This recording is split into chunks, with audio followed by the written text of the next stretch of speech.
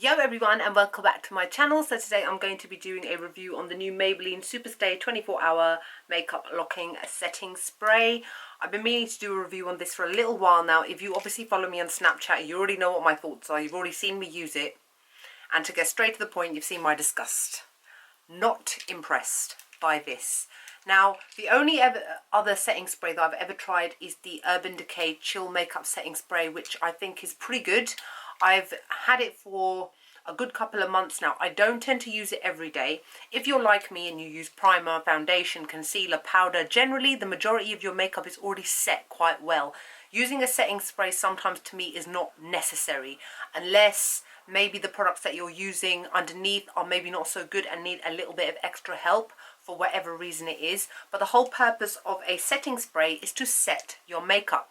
When you have powder upon powder upon powder, like a little bit of a cakey look, and then spraying some sort of water-based spray or liquid-based spray, that kind of spray can kind of soften those areas and then kind of set the powder so that it looks a lot more natural and a lot less powdery. And that generally you can use things like Max Fix Plus for. Now, the Maybelline 24-hour setting spray is something which is quite new. I did check online for a couple of reviews. I did see one who I can't really say. She has a completely different opinion to me. She thinks it's all right. And I was just like, okay, it's not that great. So anyway, I got this recently and I bought it from Superdrug. I think it was on an introductory offer of like $5.99, and I think there's probably some sort of buy one get one free deal, or there's always something going on with Boots or Superdrug, which are drugstores in the UK. I'm not sure if this is out in the US yet. And so yeah, so it's an oil-free translucent setting spray. Now, my issue with this was that I can't see it and I didn't read it, and to be honest I didn't read anything on the back because I actually bought this right after I'd had eye surgery and I couldn't read small writing. So whatever that they had written on here, I was like, I can't read it anyway, I'm just going to use it. It's a setting spray, how hard can it be? So what I did was, I remember, I think it was my first day back at work is when I used this, which was on Monday just gone. And it was quite early because I had to go to a construction site, done my makeup and everything, then I went pss, pss, pss, pss, sprayed myself, didn't think anything of it, carried on, you know, fanning around as you do in the morning when you're trying to grab this and you're trying to grab that and trying to hurry up so that you're not late for work. And I caught sight of myself in the mirror and I was like, oh, okay, I've got white dots all over my face looks like it's got dandruff. What's that about? And then I was thinking, what is it? And I said, it's this. The spray is not translucent. The spray leaves like some sort of white dots all over your face. It literally looks like little white blobs all over the place. And because it's a spray, it has literally sprayed white dots nicely and evenly all over your face. It had left, I was wearing liquid lipstick, it left white dots on my liquid lipstick. And I can't remember which one I was wearing, but it's not one that needs to be layered. If you layer it, it becomes really gross and uncomfortable. So I had to literally take my finger and start rubbing all over my face where this had gone. In essence, ruining my makeup. Because obviously if I'm going to start rubbing my face, the makeup's going to start coming off with it. So to try and get rid of all those white splotches which were all over the place, I literally ruined my makeup. And I Snapchatted it, I remember at the time, and I showed you guys, my Snapchat family, I know you guys can back me up, you've seen it for yourselves, you've seen the pictures of me wearing it and then cussing it out first thing in the morning. And one of you very nicely sent me a message and said that they had seen somebody else on YouTube who also has this, and they said what you have to do is you have to shake it before you use it because the product inside needs to be separated, because I hadn't obviously looked inside. And if you do open it up, it's like a whitish kind of liquid, but I can't tell whether it's separated by anything. So it's got that ball inside it like you have with nail polishes, which is an indication that it needs to be shaken. So I don't know why. So you can hear it like that. So I did that. All right, enough to make your arm tired, right? So she said, shake it, shake it, shake it.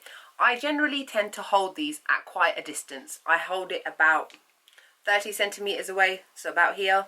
Sprayed my face evenly as I always do. Gave it a couple of minutes, let it dry down, looked in the mirror. I could still see those white dots. The only difference was they were a little bit fainter, maybe because I'd held it a little bit further away. Absolutely no difference. Again, first thing in the morning on my way to work, before work, I'm wasting time by having to rub out all of those white dots that have been left all over my face. So disappointing. So let me just read on the back what it says.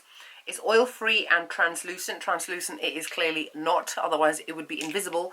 I can use the Urban Decay Chill Makeup Setting Spray and hold it here and spray it on my face. It will obviously remove the makeup where it's been fired directly onto the face. But you know what? It's clear. It's clear. I don't even have to think of it. I can literally spray and go. And that's what you want to do in the morning. You haven't got time to be waiting to see, oh, hold on a second, I've got white stuff all over my face. Kind of defeats the whole purpose of wearing makeup. And it says 24-hour wear when worn with foundation. Again, who the hell wears makeup for 24 hours? And if you do, you should be smacked. Lightweight translucent mist for use after makeup application. I don't think it comes out very well as a mist. That is one of the reasons why you have to hold it so far away. It comes out more as a direct hit, more than a mist. A mist is a lot better because then it's a lot more finer. The water or the liquid that is coming out is a lot more fine. This one I wouldn't say is really a mist, and it's definitely not translucent.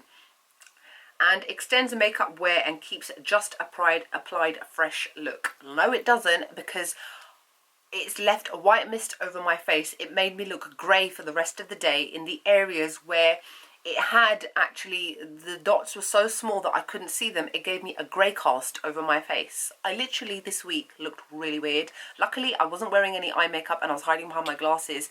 But then the fact that I wasn't wearing any eye makeup and I was relying on the rest of my makeup to look really good, I was not happy. Helps prevent makeup dulling and colour fading. Well, it made me look dull and it made me look grey.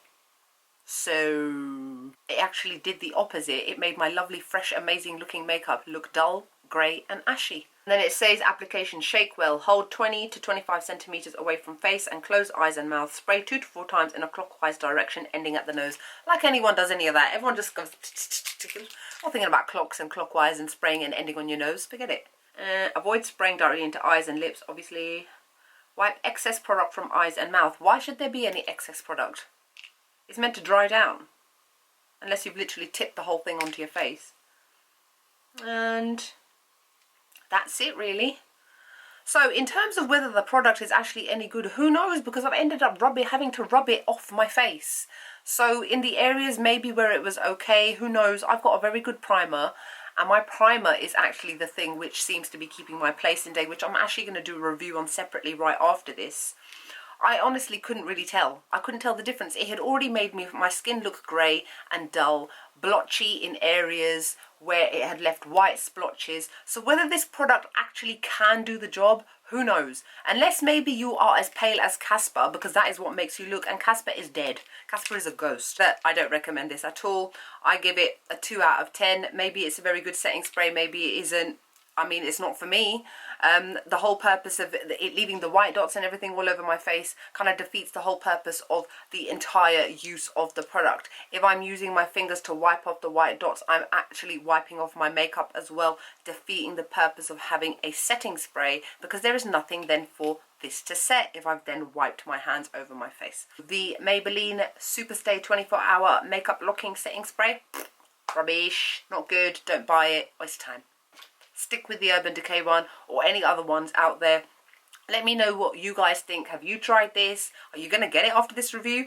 Yeah, so let me know what your thoughts are. Do you actually have any setting sprays which you would recommend that you think are actually really good? Again, the only one I've ever tried is the Urban Decay Chill Makeup Setting Spray, and this was the second one that I've ever bought. So I've bought higher end and I've bought now drugstore. Drugstore has failed me.